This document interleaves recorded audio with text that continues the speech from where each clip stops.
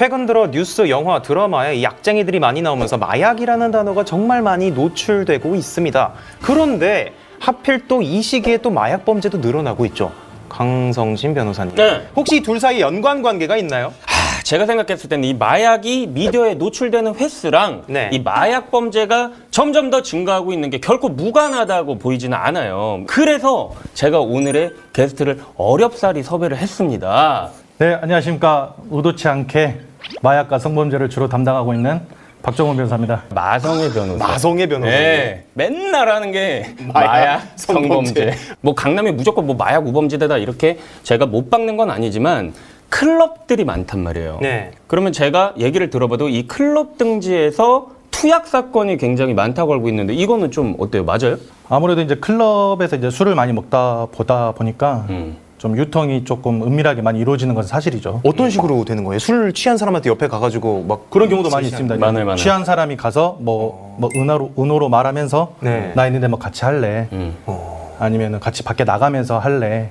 아. 이런 식으로 많이 이루어지고 있죠. 클럽에서 이루어지기 좀 애매하잖아. 막 뭐 장비 다 있어야 되니까. 그러면 클럽에서 보통 투약되는 건 뭐예요? 이제 보통 클럽에서 먹는 것들은 이제 그 경구약인데 그치, 이제 약간 흔히 알고 있는 엑스터시 네. 그런 종류의 약들이 제일 많이 먹게 되죠. 그래서 영화 같은 데 보면은 막 수사관들이 가가지고 직접 뭐 요런데 아니요. 그러진 않습니다. 그들은 이렇게 맛만 봐도 뭐 이렇게 알고 막 그런 건가요? 아니요. 수사관님들은 그건 절대 입에 대지 않고 네. 이렇게 정밀한 검사를 통해서 이 성분들을 나오는 거지 뭐 수사관님들 가서 토로한다든지 뭐 아니 이게 그러진 마약이 않죠. 맞는지 밀가루인지 확인을 하려면은 이제 그걸 이렇게 증거로 잡아가지고 아하. 국가수 맡기는 같은 데 거죠. 보내는 예. 거죠. 네. 박정훈 변호사님, 네. 일반인들도 아까 이제 클럽에서 좀 구한다 이런 말씀을 하셨는데 이거 말고도 또 유통되는 경로가 있습니까? 사실 이제 클럽에서 구한다는 것은 이제 사실 선입견적인 부분도 많아요. 아무래도 영화나 뉴스에서 노출되다 보니까 사람들이 그렇게 인식을 하는 거고 네. 실제로 마약류가 유통되는 것은 이제 보통 인터넷상에서 많이 유통이 되죠. 인터넷이요. 네. 굉장히 조심스러운 부분인데 뭐 구글 같은 경우나 이런 데서 뭐 마약 은호라든지 이런 것들을 검색을 하면 아직까지도 쉽게 노출되는 것이 현실이죠. 그래요? 예. 그리고 암호화폐가 좀 발전을 하고 네. 텔레그램 같이 약간 익명성이 보장된 메신저들이 발달을 하면서 네. 아무래도 인터넷을 통한 그런 마약류 범죄가 굉장히 성행하고 있고 판매자들이 굉장히 좋아할 그거죠. 왜냐하면 판매자들 옛날에는 판매하는 거에 있어서 굉장히 부담감을 많이 느꼈는데 걸릴까 봐. 요즘은 서로 얼굴도 안 보고 마약을 서로 유통을 시키다 보니까 언택트네. 언택트죠. 그래서 수사기관이 굉장히 어려움이 많습니다. 이 한 번 빠지면 헤어날 수 없는 이런 마약 중독, 네. 과연 치료가 가능할까요? 이제 아무래도 법률상으로도 뭐 치료 기간을 정해 놓는다든지 뭐 치료 감호를 한다든지 그런 부분들이 많이 있는데 아직까지 현실적으로는 우리나라가 처벌에만 중점을 두고 있지 실제로 그런 치료의 부분에서는 미약한 게 사실입니다. 네. 그리고 수사기관에서도 치료보다는 우선 처벌을 하면서 재범을 방지하겠다라는 그런 것들이 굉장히 강하고 또 인식 자체가 우리나라가 아직 마약이 이렇게 성행한 지 오래되지 않아서 그치. 내가 마약을 했는데 치료받고 싶다라고 이렇게 명시적으로 말하는 사람도 굉장히 드물고 그런 부분들이 아직까지 우리나라 미비한 부분이죠. 그러면 이게 좀 공식적으로 어쨌든 이루어지고 있는 게 있어요? 뭐 운동본부라든지 뭐 그런 게 있어요? 그래서 아마 이제 우리나라에서는 지금 뭐 한국마약퇴치운동본부 네. 이런 데서 이제 재활이라든지 그다음에 뭐 치료라든지 예방 상담이라든지 네. 요즘 이제 좀 많이 뜨는 게 가족분들 교육. 아. 혼자서는 치료가 안 된다.